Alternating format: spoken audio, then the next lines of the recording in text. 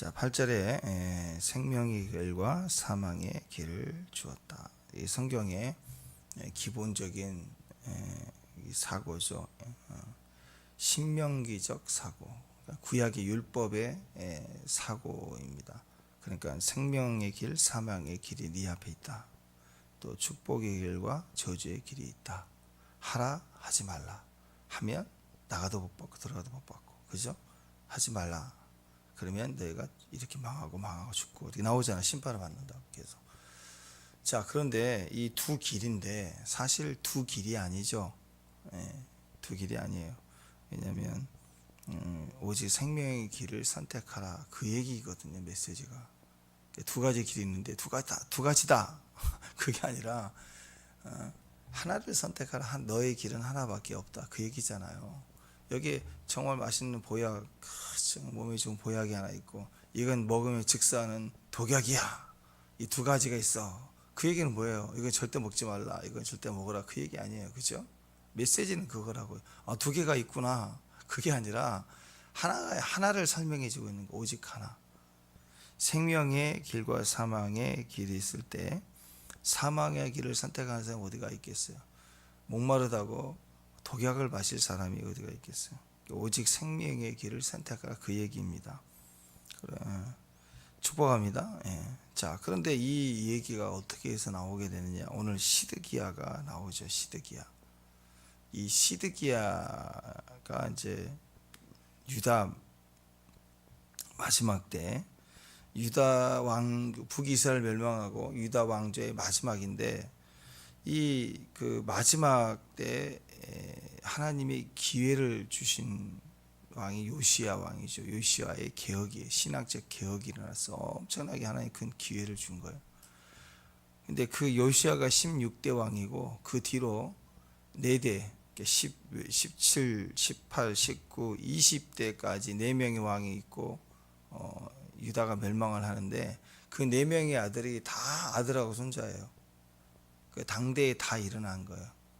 그러니까 하나님이 사실은 요시야 때 끝난 거예요. 요시야의 마지막 기회를 주고 그 아들로 넘어갈 때 이게 회복이 안 되니까 끝낸 거예요.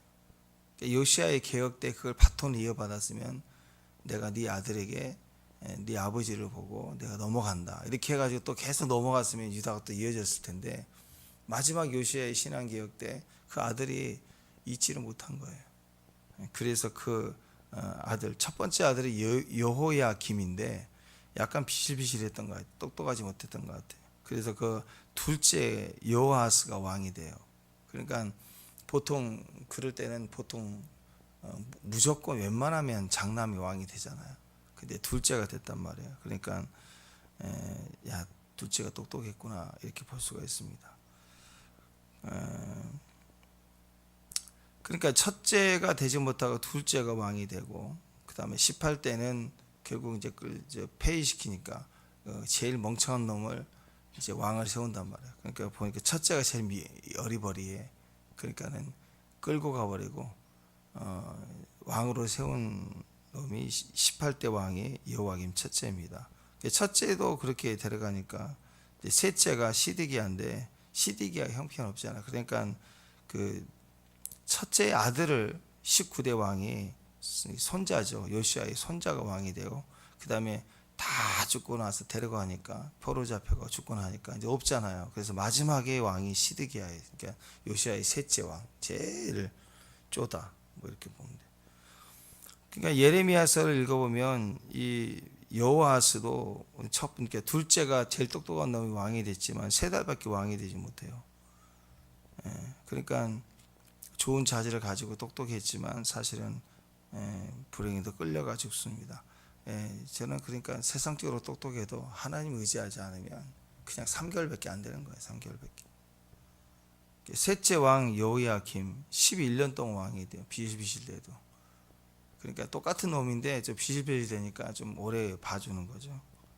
그 다음에 이제 그 아들, 손자죠, 여호야긴이 왕이 되지만 얘도 3개월밖에 못 지내고 바벨론 끌려가고, 그때 마지막 세운 시드기야, 오늘 그 왕이 시드기야인데 마지막 왕입니다. 11년 동안 왕 노릇하다 이스라엘과 함께 멸망을 합니다. 그러니까 이 아들 셋 또 손자까지 포함해서 4명이 당대에 그냥 다 3개월, 11개월, 3개월, 11개월 이렇게 죽는데 결국은 이 넷 중에 하나라도 마지막 그 불을 꺼뜨리지 않을 만큼 책임질 만한 하나님 앞에 엎드릴 수 있는 사람이 없었다. 그게 이제 유다 말년의 마지막 비극입니다. 디모데후서를 보면 사도 바울은 자신의 그 복음을 전하기 위해서 그 선포자와 사도와 교사로 세움을 입었다 이렇게 말하는 구절이 나오죠. 그래서 그 디모데에게 뭐라고 얘기하냐면 너는 나를 본받아라 이렇게 해서 본받아 복음을 지켜라. 그 다음에 그 2장의 얘기가 내게 들은 바 복음을 들었던 것을 충성된 사람에게 부탁하라. 가르치고 권면하고 그렇게 부탁하라 이렇게 얘기를 합니다. 그러면 또 그 사람들이 네가 가르친 그 사람들 또 다른 사람들을 가르칠 수 있을 것이다 이렇게 얘기를 해요.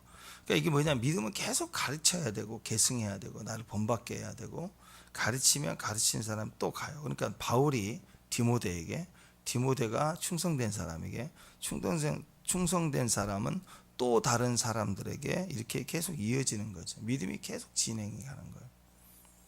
그러니까 유다 말년에 그 한 시대에 사는 인생 가운데 이걸 요시아 때부터 다 죽은 걸 본 거예요. 그죠? 다 왕이 4대, 요시아까지 5명의 왕이 줄줄줄 죽어나가는 걸 다 보고 유다가 멸망을 했단 말이에요. 이것이 우리에게도 우리 생애에도 적어도 이 믿음의 4대 이건 좀 볼 수 있어야 돼요. 그러니까 바울, 디모데, 충성된 사람, 그 충성된 사람이 또 다른 사람들을 가르치는 거야. 그러니까 내가 복음을 전하고 잘 양육하고 함께했던 사람이 또 다른 사람을 또 가르치고 그 사람이 또 다른 사람을 가르치는. 그러니까 이게 믿음의 4대만이라도 신앙이 계승되면 굉장한 부흥이 일어나겠죠. 그래서 지금 우리는 우리가 바울의 역할이라면 디모데, 내 영적 아들, 그 다음에 디모데는 또 충성된 사람에게, 내가 복음을 증거해서 같이 신앙생활했던 그 사람 어느 날 또 다른 사람을 양육하고 훈련하고 선교독하고, 근데 그 사람이 또 가서 선교지에서 또 복음을 증거하고 또 복음을 전하고 그 역할을 전해드리면 이게 믿음의 4대가 이루어지는 거예요. 신약 성경에 나와 있는 메시지입니다.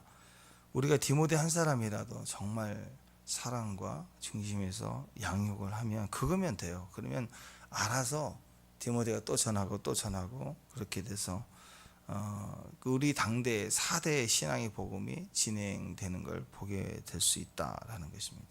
자, 이런 배경에서 뒤집어서 보면 요시아 때에는 크게 자기 아들이지만 잘 되어지지 못했고 이스라엘 전체의 신앙이 그렇게 되지 못했다. 그래서 오늘 그 말씀을 보면 이 마지막 왕인 시드기야, 그가 어떤 모습으로 지금 서 있는가, 이것을 한번 우리가 확인해 볼 수 있었으면 좋겠습니다. 1절 한번 보실까요? 1절. 자, 1절 한번 읽어보십시다. 시작. 여호와께로부터 예레미야에게 말씀이 임하니라. 시드기야 왕이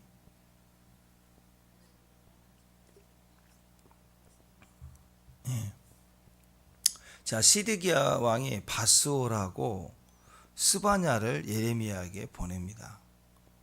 근데 약간 그 여기서 나오는 바스올은 20장에 이 전장에 나왔던 바스올과 달라요. 그때 바스올, 예레미야를 때리고 가두었던 그 질서 잡는 사람, 그 사람은 임멜의 아들 제사장 바스올이라 나와 있고, 오늘 21장의 1절 바스올은 말기야의 아들 바스올에서 다른 사람이에요. 자, 시드기야 왕이, 이 유다의 마지막 왕이 바스올과 스바냐를 예레미야에게 보내 기도 부탁을 합니다. 그게 2절이에요. 바벨론 왕 느부갓네살 왕이 우리를 치니 청하건대 너는 우리를 위하여 여호와께 간구하라. 여호와께서 혹시 그의 모든 기적을 우리를 도와 행하시면 그가 우리를 떠나리라. 기적이 일어나야지만이 이 바벨론이 떠나갈 것 같다. 그러니 기도해 달라. 기도 부탁을 해요. 겉으로 보기에는 좀 좋아 보이죠. 하나님 의지하는 것처럼 보여요. 자, 모든 선지자라고 하는 자들이 다 거짓말을 했어요. 나라가 안 망한다. 뭐 성전이 있는데 어떻게 망할 수가 있느냐. 그 예레미야는 아주 미친 거다. 막 계속 그랬단 말이에요. 그런데 시드기야는 막내가 가만히 살펴보니까 지금 둘째 왕 됐죠. 셋째 왕이 됐죠. 그 조카까지 왕이 된 건데 다 죽어나가 끌려가는 거 보니까 이제 자기는 남았는데 이게 맞거든. 가만히 보니까 예레미야 예언이 맞는 거예요. 처음에는 무시했는데 가만히 보니까 나라 안 망한다는 게 아니라 다 끌려가고 막 마음대로 하는 거 보면서 야, 이제 진짜 위기구나. 이 말이 맞구나. 그리고 자기가 왕 된 거예요. 그러니까 예레미야의 말이 맞는 것을 이제 서서히 알고 이제는 기도 부탁을 해요. 거짓말하는 사람들을 가지 않고 하나님의 사람에게 이제 기도 부탁을 합니다. 근데 이것은 시드기야가 믿음이 좋아서가 아닙니다. 그냥 상황이 급해지니까 그 120년 전에 왕이었던 자기 이름과 비슷해요. 히스기야가 있어요. 요시야 왕 아버지 말고 그 위에 120년 전에 한 번 더 기회를 100년 전에 기회를 한 번 주셨던 히스기야. 그 히스기야, 시드기야 뭐 비슷하죠 이름이. 그러니까 자기가 할 때 그 히스기야 때 이야기를 기억하고 있는 100년 전에 그때 북이스라엘을 멸망시키는 아수르 얼마나 잔혹하고 무서운지 몰라. 그 북이스라엘을 멸망시키고 나서 곧바로 그 여세를 몰아가지고 남유다까지 공격을 했어요. 공격을 했는데 이제 100% 거의 100% 멸망 직전이에요. 이 아수르를 이길 수가 없거든요. 그때 히스기야가 이사야 선지자를 초청을 해요. 그리고 이사야 선지자와 같이 기도하면서 하나님 앞에 생명을 걸고 기도합니다. 그랬더니 하나님이 응답을 하셔가지고 18만 5천 명을 하룻밤 사이에 쳐버렸어요. 그래가지고 그 대적자가 박살은 그 사내립이 도망가가지고 자기 나라 돌아가가지고 겨우 살아 돌아갔는데 그 아들한테 암살당하고 막 나라가 엉망이 돼버린 거예요. 그래서 아수르가 더 이상 유다를 침범하지 못하는 시간이 된 거예요. 그렇게 100년 이상이 지났는데 요시야의 신앙 개혁이 일어났어요. 그러면 이게 다 회복을 해야 되잖아요. 하나님이 우리 살기래야. 근데 아닌 거예요. 오히려 예레미야 선지자를 무시했어요. 그때 이 시드기야 가만히 보니까 예레미야 말이 맞는 거예요. 그리고 100년 전에 히스기야가 이사야 선지자를 부탁을 해서 초청을 하고 기도해서 이긴 걸 생각하고는 자기도 그 당대 예레미야라는 기회를 줬어요. 예레미야 하나님 사람. 그래서 기도 부탁을 지금 하는 거예요. 그러니까 겉으로 보기에는 맞는 거죠, 코드가. 근데 한번 자세히 한번 그 신앙을 한번 보자고요. 그 신앙이 어떤 신앙이었나. 지금 시드기야는 이 사건을 기억하고 히스기야가 이사야를 찾았듯이 지금 예레미야를 찾아서 기도 부탁을 합니다. 하나님 사람을 찾았어요. 나 좀 살려달라고. 나 좀 살려달라. 그러니까 겉으로는 예레미야에게 나라 좀 살려달라 그 얘기인데 가만히 생각하면 나 좀 살려달라요. 그죠? 나라를 위해서 우리가 합시다. 근데 가만히 보면 애국운동 한다고 나라를 위해서 합시다. 근데 보면 다 자기를 위해서. 자기가 막 높아져. 자기 이름이 엄청나. 자기 이름 석자가 아주 대한민국을 뒤엎게 만들려고 그래. 나라보다. 가만히 보면 뭐가 더 올라가 있나를 보면 분별이 되는 거예요. 뭐 정치 다 그래요. 뭔가 국민을 위해서 약한 서민을 위해서 막. 근데 가만히 보면 자기 당 이름이 막 엄청 내걸고 휘젓고 있다 그러면 다 그런 거예요. 나 좀 살려달라. 그게 나라 좀 살려달라. 나 좀 살려달라. 그러니까 뭐라고 얘기하느냐. 야, 네가 기도하면 혹시 기적이 일어나 대적이 우리를 떠날지도 모르잖아. 그 얘기예요.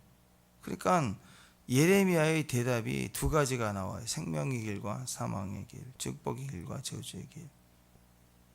내가 어떻게 해주는 게 아니고 네가 선택하는 거예요. 그러니까 이 말의 의미를 보면 하나님이 예레미야를 통해서 지금도 기회를 또 주고 있는 거예요. 그죠? 지금이라도 두 길이다. 그 말은 너 끝났어 이제. 아이고 나 부탁하지 마. 나 안 돼. 하나님이 담으려고 그랬어. 뭐 안 돼. 뭐 이렇게 하는 게 아니고 너 앞에 두 길이 있다. 그 말은 지금도 살 길을 알려주고 있는 거예요. 자, 생명의 길, 사망의 길 두 길이지만 한 가지 길을 우리에게 비슷한 두 길이 아닙니다. 완전히 다른, 생명과 사망은 완전히 다른 길이에요. 극단적인 두 길을 제시하는데 어떤 바보가 사망의 길을 선택하겠어요? 그러니까 그런 절대적인 길을 우리에게 제시해 주고 있는 것입니다. 자, 우리에게도 마찬가지입니다. 삶의 작은 선택 같아 보이지만 그게 죽고 사는 문제일 수 있어요. 먹고 사는 문제에 난리치지 말고 사소한 것일지라도 생각하고 그 죄는 모양이라도 버리라 그랬잖아요. 작은 거라도 말 한마디라도 사소해 보이지만 거기서부터 이미 생명과 사망이 결정되는 거예요. 그러니까 우리가 이 태도가 필요합니다. 좋은 태도, 좋은 태도. 생명의 길이 뭐냐? 생명의 길로 가는 게 뭐냐? 그 얘기를 오늘 쭉 얘기하는데 길만 보이면 뭐예요? 선택을 해야죠. 그래서 그 길을 붙잡고 선택하는 거. 첫 번째는 좋은 태도가 필요해요. 이 좋은 태도라는 것은 토부, 하나님 보시기에 좋았더라. 그 좋은 태도는 뭐냐? 마음에 애통하는 거예요. 마음을 깨는 거거든요. 깨는 게 필요해요. 오늘 시드기야를 보세요. 그는 혹시 그랬어요. 혹시 네가 기도하면 혹시 신앙이에요. 혹시 그런 신앙의 태도는 좋은 게 아닙니다. 하나님 보시기에 그건 아니에요. 여러분 생각해 보세요. 여러분에게 부탁을 하면서 내가 너무 힘들어요 하고 좀 도와주세요. 그러면 기분 별로 안 좋은 사이라도 좀 도와주지. 그런 마음이 생기는데 기도 좀 해주세요. 혹시 당신이 기도하면 좀 될지 모르니까. 그러면 하고 싶지 않죠.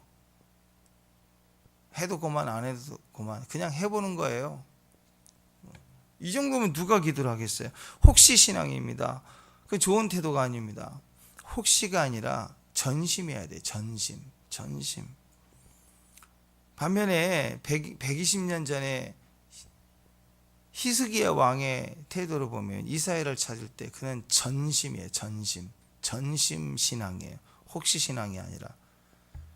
열왕기하 19장 1절에서 4절까지 보면 히스기야 왕이 듣자마자 옷을 찢었어요. 옷을 찢고 굵은 배를 두르고 회개하는 자의 모습으로 돌아가서 여호와의 전에 들어가 하나님 전을 찾았어요. 그리고 왕궁의 책임자 엘리야김, 서기관, 셈나, 제사장 중 장로들에게 굵은 베옷을 둘려서 아모스의 아들 선지자 이사야에게로 보내요. 그리고 이사야 하나님 주의 종을 찾습니다. 그리고 나서 뭘 하고 얘기하느냐? 히스기야의 말을 전하는데 그들이 몰려가서 이사야에게 히스기야 말을 전하는데 오늘은 환난과 징벌과 모욕의 날이라 아이를 낳을 때가 되었으나 해산할 힘이 없도다. 다 쏟았는데 나는 안 됩니다. 했다는 거예요. 기도를 했는데 안 되고 절망해요. 여러분 아이를 낳을 때가 되는데 해산 없다. 그 무슨 말이에요? 아이를 낳는 것은 당연한 거죠. 지금 아이를 낳을 때 해산의 고통이 산고가 있을 때는 낳아야 되는 거예요. 그 애 그냥 내일 낳아야지. 그게 안 되잖아요. 이미 양수 터지고 막 고통이 할 때는 얘를 무조건 낳아야 되는 거예요. 그런데 문제는 당연히 해야 될 일인데 내게는 힘이 없다. 나 너무 죽겠다. 그거예요. 전심으로 마음을 다했다는 뜻이에요. 마음을 다했는데 나는 역부족이다. 나는 아무것도 못하겠다. 그러니까 매달릴 수 있는 모든 힘을 다 사용해서 해봤지만 안 되니까 하나님 도와주세요. 이사야요. 우리를 위해서 기도해달라고 도와달라고. 전심으로 기도하잖아요. 그러니까 본인이 전심으로 기도했다는 뜻이에요. 그랬더니 그날 밤에 하나님 대적을 18만 5천 명을 척 버리잖아요. 다 진멸해버렸어요. 아침에 눈 떴더니 그러니까 이 기록은요 순수하게 히스기야의 기도를 하나님 직접 역사에서 친 거예요. 한 사람이 나라를 구해낸 거예요. 그게 얼마나 두려웠는지 아수르 그 당대 최대 강대국인 아수르가 다 쳐 나가면서 여기서 발목 잡혀갖고 유다를 못 쳐 100년 동안. 얼마나 두려웠던지. 그러니까 오늘 그 시드기야를 보면은 전심으로 마음을 다하는 기도가 아닙니다. 혹시나 하고 청탁하는 거예요. 혹시나 하고. 성전에 갈 생각도 안 해요. 그냥 사람 보내놓고 많은 거예요. 그냥. 히스기야는 선지자 이사야에게 도움을 구하면서 그것보다 더 중요한 건 자기가 전심으로 기도하잖아요. 근데 시드기야는 선지자 예레미야에게 하청을 주죠. 하청을 준다는 뜻은 자기는 안 해요. 그리고 하청 주면서 본인이 일하는 사람 어디가 있어요? 자기 할 일만 하고 나머지를 하청을 주는 거지. 자기는 기도하지 않아요. 요행을 바라는 마음입니다. 이런 건 기도가 아니에요. 하나님은 기도하는 사람의 그 깨진 마음, 기도하는 사람은 마음이 깨져야 돼요. 깨지지 않고는 기도가 안 되게 돼 있어요. 상황 기도는 깨진 마음이 아니에요. 그래서 상황 기도는 그 상황만 살짝 이익 보는 거지, 본인의 보이지 않는 응답이 자기 안에서 자기를 세워나가지 못해요. 반짝 기도는 절대로 우리를 성장시키지 못해요. 그런데 찢어지도록 찢어질 때, 갈 데가 없을 때, 엎드려 몸부림칠 때, 마음이 상하고 찢어질 때 당장 눈에 떨어지는 것은 없는 것 같아도 그게 매일매일의 응답이에요. 그 찢어지는 심령을 통해서 하나님께서 예수의 십자가 피가 흐르거든요. 찢어져야 피가 흘러요. 창세기 4장에 보면 가인과 아벨이 제사할 때, 그때 하나님은 제물을, 가인의 제물을 안 받고 아벨의 제물을 받았다, 그렇게 나오지 않고 뭐라고 나왔냐면, 창세기 4장 4절에 보면 여호와께서 아벨과 그의 제물을 받으셨으나 5절에 가인과 그의 제물을 받지 아니하신지라. 그러니까 제물만 받는 게 아니라 그 존재를 받는 거예요. 하나님은 그 존재와 그 제물을 받은 거예요. 여러분, 누군가가 선물을 준다. 그럼 그 선물만 받는 게 땡이 아니잖아요. 배달 쿠팡에서 배달 온 게 아니잖아요. 선물은 그 사람의 마음을 받는 거, 그 사람을 받는 거예요. 그러니까 선물의 가치는 그 사람의 가치예요. 그가 위대한 사람이면 작은 선물도 큰 영광이 되는 거고, 그의 가치가 사기꾼이다 그러면 그의 선물은 선물이 아니라 뇌물이에요. 인생 망치는 거예요. 받는 순간 주종이 바뀌는 거예요. 그죠? 형님 한 번만 이래가지고 딱 선물을 선물. 형님을 위해서 했다고. 딱 좋은 시계인데 이거 딱 찼어요. 근데 뇌물이야. 왜냐면 이 사람이 사기꾼이니까. 그 다음부터는 전화만 와. 전화만 오면 겁나 이제 주종이 바뀌어가. 주종이 바뀌는 순간이에요. 그냥 뇌물을 받으면 주종이 바뀌어. 전화만 오면은 덜크덩. 그래서 문자가 와. 이번 건 누구 접수했는데 좀 도와주세요. 말은 정중하지만 너 안 하면 까발린다. 그거 아니에요. 그러니까 그 다음부터 족쇄가 잡히는 거예요. 완전히. 그러니까 어떻게 보면은 그 인격이 더 중요한 겁니다. 선물보다도. 인격이 떨어지면 족쇄가 되지만, 인격이 왕이다. 왕이 준 선물은 사소한 거라도 우리에게 엄청난 가치가 있는 거예요.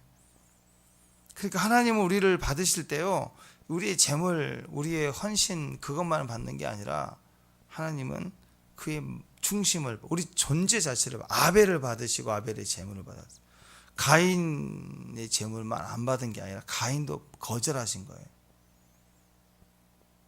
왜 그 차이가 있을까요? 네. 자, 보십시다. 시편 34편 18절, 19절, 20절 보면 이렇게 얘기합니다. 들어보세요. 시편 34편 18절 이해합니다. 여호와는 마음이 상한 자를 가까이 하시고 충심으로 통회하는 자를 구원하시느니라. 시드기야와 히스기야를 비교해 보세요. 여호와는 마음이 상한 자를 가까이 하시고 충심으로 통회하는 자를 구원하신다. 시드기야는 옳은 것만 있고 방법은 선택을 맞았는데 통해하는 게 없어요. 본인이 기도하지 않아요. 상함이 없는 거예요. 그러면서 하시는 말씀이 의인은 고난이 많으나 여호와께서는 그 모든 고난에서 건지시는도다. 그러니까 여기서 말하는 의인은 어떤 의인이에요? 의인, 착한 일 말하는 사람, 그거 아닙니다. 하나님과 관계가 깊은 사람, 지금 마음이 상해 있는 사람, 중심으로 통해하는 사람, 그게 의인이에요. 의인. 근데 우리는 잘못 착각하기를, 어려운 일을 당할 때 하나님, 쟤는 죄인이고 나는 의인이잖아, 이런 사고라고요. 나는 쟤보다 더 열심히 기도했는데, 난 쟤보다 더 열심히 내가 주를 찾았는데 왜 저 사람 문제가 없는데 나는 왜 이 문제를 계속해야. 이게 벌써 자기 생각의 의인이죠. 세상적 기준으로 의인 것이. 저 사람 어떻게 죄인이에요? 자기 판단이지. 누가 누구를 죄인이다, 나보다 신앙이 못하다, 감히 누가 판단할 수 있겠습니까? 벌써 그 자체가 하나님과 멀어져 있는 사람. 의인은, 성경이 말하는 의인은 하나님과의 관계입니다. 그래서 의인은 고난이 많다, 그만. 마음이 상하고 고난이 많으니까 의인은 항상 마음이 상해 있어야 돼요. 의인은 자꾸 중심으로 통해하는 게 있어야 돼요. 그래서 여러분, 의인은 항상 피가 흘러요. 피가 흐른다고. 피 흐르시죠? 아멘? 아니, 심장에서 펌프질해서 온몸에 피가 돌기도 하지만, 살다 보면 피가 거꾸로 솟는다, 그런 말 하잖아요. 또 이렇게 상처가 나면 피가 나오잖아요. 여러분, 죽은 시체 보세요. 피가 나나? 피가 돕니까? 피가 거꾸로 솟는다 그래요. 시체가 다 바싹 말라가지고 피가 돌질 않죠. 가죽이 썩고 피가 나오질 않아요. 근데 피가 팍 터져요. 막 피 터지는 일이에요. 뜯어 먹으려고 그래요. 나중에. 왜? 고난이 있으니까. 왜 그럴까요? 의인이니까. 의인은 고난이 많아요. 의인은 마음이 상함이 있어요. 중심으로 통해하는 자예요. 그때 하나님 그를 모든 고난에서 건지시는도다. 그러니까 예수님 보세요. 예수님은 이 땅에 그 3년 반 동안의 사역의 모습만 보더라도 얼마나 고난으로 보면 십자가만의 고난이 아니라 매일 외면당하고 차별당하고 무시당하고 그런 고난을 당하요. 마지막 겟세마네 동산에서 그분의 기도는 눈물로 기도하는 정도가, 통해하는 정도가 아니라 핏방울, 땀방울, 눈물 다 쏟아냈잖아요. 그러니까 의인이 막 고통스러워서 마음을 찢고 아파서 기도할 때 그 기도는 눈물이고 핏방울이라고. 그게. 그러니까 의인이 고난이 많으라 여호와께서 그 모든 고난에서 그를 건지시는도다. 그의 모든 뼈를 보호하시며 그 중에 하나도 꺾이지 않냐. 의인은 고난이 많아도 의인은 절대로 꺾이지 않습니다. 아멘. 또 시편 51편 다윗은 17절에 이렇게 고백합니다. 하나님께서 구하시는 제사, 예배자의 대장, 예배의 달인이 말하기를 하나님께서 구하시는 제사는 상한 심령이라. 하나님의 상하고 통해하는 마음을 주께서 멸하지 아니하시나이다. 하나님은 통해하는 자, 상한 마음 절대로 거절하지 않으신다는 상한 심령, 그게 제사래요. 그러니까 길 가면서 막 울면서 가고, 남이 볼까 봐 하고 울면서 가고, 갈 데도 없고, 진짜 갈 데도 없어. 나가면 교회밖에 없고. 그래도 그게 제사래요. 상한 심령이 제사래요. 제사 드리고 있는 거예요. 지금 계속 성전에서 고기를 잡고 불을 태워서 향기를 드려지고 계속 예배가 되는 거죠. 마음이 상한 상태는 꼭 성전에서 예배를 드리는 모습이 아니어도 그게 제사래요. 상한 심령이 제사예요. 상한 심령이 제사. 그 제사는 하나님이 무조건 받으시는 제사. 근데 이 시드기야의 기도에는 상한 심령이 하나도 없어. 1도 없어. 형식만 있지. 엎드릴 줄을 몰라. 본질이 몰라. 지금 우리가 히스기야의 기도, 이사야를 찾고 막 간절히 내가 해산할 때가 됐는데 힘이 없다, 그 얘기를 할 때 우리는 공감된 게 있잖아요. 지금이라도 엎드려야겠다. 근데 시드기야는 그게 없어요. 느껴진 게 아무것도 없는 거예요. 상한 심령이 없어요. 깨진 마음이 없어요. 지금 깨진 마음이 돼야 되거든요. 왕이니까. 나라가 이 지경인데, 형님들 다 죽고 손자까지 왕 됐지만 죽고, 그 다음에 그냥 왕이 아니라 자기가 이어받은 마지막, 얼마나 믿기겠어요. 그건 본인이 제일 머리가 깨져야 되고 마음이 깨져야 될 상황인데, 상한 심령이라는 뜻은 마음이 깨졌다. 그 다음에 마음이 박살났다, 그런 뜻이거든요. 그런 게 없어요. 지금 유다 멸망 직전의 백성들 가운데 마음이 깨진 자들은 회개함에 돌아올 텐데 돌아올 자가 없더라. 하나님 찾는 자가 없어요. 그러니까 여러분, 우리가 살면서 대충 대충 이기고 승리하는 거, 대충 하루 그냥 넘어가지, 이렇게 대충 이기는 거, 대충 승리하는 거 말고, 진짜 대승, 큰 승리를 하는 사람들은 마음이 깨지는 훈련을 반드시 하게 하세요. 그래서 하나님의 사람들이 그 역사를 이루는 자리에 가기 전에 반드시 이 훈련 코스를 지납니다. 마음이 아주 박살이나 깨져요. 자기가 원하지 않는 상황에 놓이게 돼요. 그러니까 이거 이해 안 되네. 그건 아직도 생각이 살아있는 거예요. 생각이 살아있으니까 이거 왜 이렇게 하지? 아, 이게 맞지 않는데? 이건 틀린데? 왜 이렇게 하는 거야? 막 이렇게. 그 다음 고난을 계속 당하면 어떤 일? 이거 옳지 않은데 그래도 말하지 않게 돼. 왜? 본인부터가 심란한데. 애를 낳아야 되는데 자기 애를 낳아야 될 힘이 없는 상태까지 되면 말이 나오겠어요? 입에서 판단하는 말이 나와요? 나오지 않는다고요. 그러니까 판단하고 얘기하는 것조차도 아직 생각이 아직 살아있는 사람이 시퍼렇게. 근데 그게 다 깨져버려요. 그러면 할 말이 없어요. 나나 너나 똑같은데 할 말이 없는 거예요. 그러니까 거기서부터 깨지니까 박살난 그 마음 뒤에 속상해도 속상해, 말이 안 나와요. 속이 없으니까 너무 상해가지고. 아픈 게 아니고요, 상했는데 그 아프지도 않아 이제. 왜? 속이 없으니까. 보셨죠? 그 고목들, 그 속이 다 비어 있는 거. 이번에 거기 바람산에 그 나무 고목들 겉만 이렇게 있고 속은 다 비어서. 근데 그 겉으로 흐르는 나무의 잎사귀가 얼마나 청청해 또. 근데 보니까 속이 하나도 없어요. 나무가 고목이 다 속이 다 파져가지고.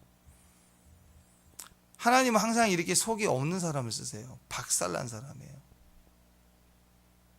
그 상황에서 기도하고 자빠졌냐, 그렇게 판단을. 미쳤구나. 야, 쟤 가둬라. 쟤 때려라. 나라가 싱싱하니까 미쳤네. 이런 오해와 멸시와 막 그런 난리를 친다고요. 그 소리를 들어야 돼요. 속이 없어야 된다고요. 이렇게 삶에서, 환경 속에서 하나님이 이걸 허용하시는 이유예요. 우리의 마음이 박살나도록 허용하세요. 왜? 그 마음이 박살나고 깨진 그 뒤에는 하나님의 대승이 있어요. 하나님의 행하시는 승리가 있다는 거예요. 매일매일 깨지고 박살이 나고 계신가요? 그러면 제가 예언합니다. 대승을 주실 거예요, 하나님. 마음은 깨져야, 여러분 신기해요. 마음이 깨져야 피가 흘러요. 사랑이 흘러요. 강팍한 사람들에게는 사랑이 흐르지 않아요. 근데 마음이 깨져본 사람은 극렬해요.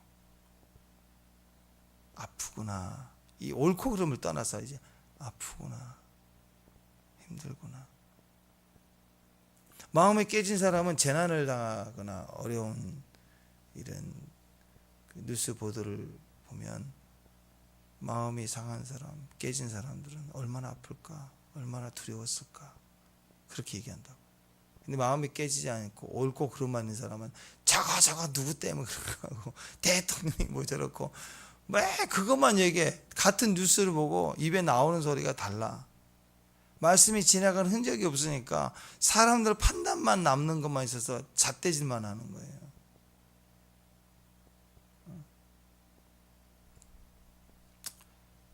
기억하십시오. 마음이 박살난 사람 뒤에는 하나님이 계시고, 마음에 흐르는 눈물은 예수님 흘리는 피와 만나요. 그래서 마음에 깨진 사람에게는 피가 흘러요. 깨져야 그 마음에 피가 흐른다고요. 바싹 마른 강팍한 마음이 아니라 그 마음에 피가 흐른다고요. 그러니까 여러분, 기도 훈련한다, 뭐 기도 훈련이다 그렇게 보기는 그렇지만, 일단 기도 훈련이다 그런 개념에서 본다면 뭐가 기도 훈련이냐?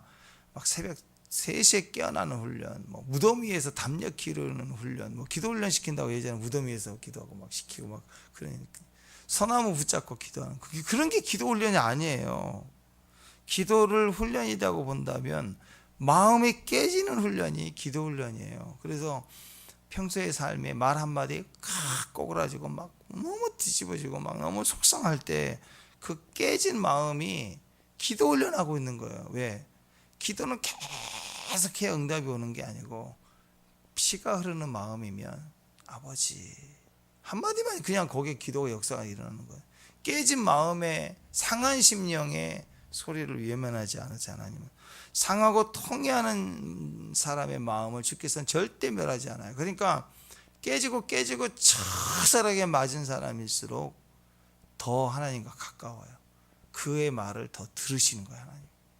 기도 훈련은 그거예요. 결국 나를 더 깨는 게 기도 훈련이라고. 그러니까 옆에서 그냥 가족들이 뭐 딸이 뭐 누가 아들이 남편이 막 힘들고 나 너무 말 한마디에 뒤집어지게 만들었다, 속상한다. 옛날 같으면 확 뒤집어 놓는데 요즘에는 그러니 하고 이렇게 가고 있다, 잘하고 있는 거예요. 그래서 주변이 여러분에게 막 기도 훈련 시켜주고 있는 거예요. 그러니까 보약, 더울 때 삼계탕 끓여서 힘도 얻어야 훈련 시켜주지. 훈련 교관님들에게 맛있는 냉면도 사주고 해야 돼요. 잘해줘야 돼요. 나도 훈련 잘 시켜달라고. 왜? 그들은 하나님이 허락해 주셔서 우리를 깨는 훈련을 해주고 계시는 거예요. 얼마나 감사해. 그거 피하잖아요. 더 센 놈이 있어요. 그거 피해가지고 동쪽으로 가잖아요. 동쪽에는 더 센 게 또 이제 주님이 보시기 네가 도망가네. 이제는 도망가지 못할 것까지 준비해서 두 겹으로 갔다가 우리를 방어해 주신다. 왜? 우리는 피가 흘러야 될 자들이에요.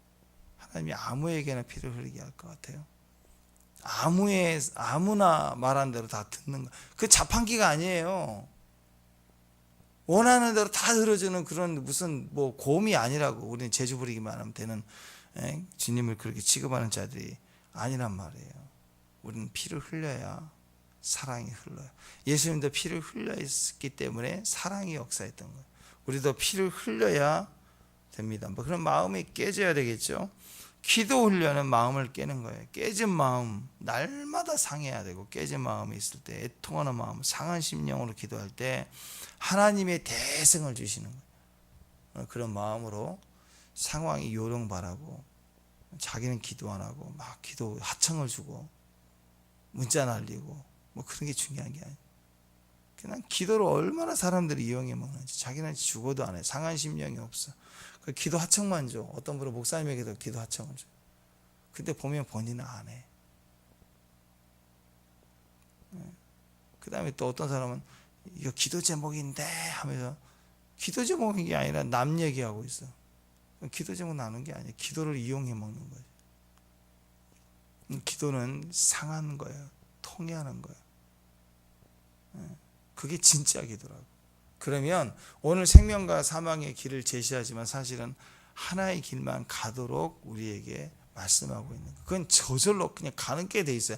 가면 되는 거예요. 승리는 가면 되는 거예요. 그 시작이 통해하는 마음, 상한 마음. 그래서 마음이 아플 때 그때가 기회입니다. 하나님 내게 내 피가 흐르는 곳에 주의 피가 덮여서 흐르게 하시는구나. 감사하다 하고 감사로 받으면 버릴 게 하나도 없습니다. 그 믿음 가지고 승리하는 저와 여러분 되시길 바랍니다. 축복합니다. 기도하겠습니다. 우리의 박살난 마음, 깨진 마음이 하나님께 대한 우리의 제사가 되고 예배가 되고, 그래서 오늘 하나님의 대성을 보게 하는 기회가 된 줄로 믿습니다. 오늘 지혜 주영들에게 새 힘을 주옵소서. 이길 능력을 주옵소서. 마음이 상할수록 더 이기는 이 이상하고 기적과 같은 승리의 법칙들이 오늘 엄청나게 역사하고 열매가 되도록 주께서 일하여 주옵소서. 예수님의 이름으로 기도합니다.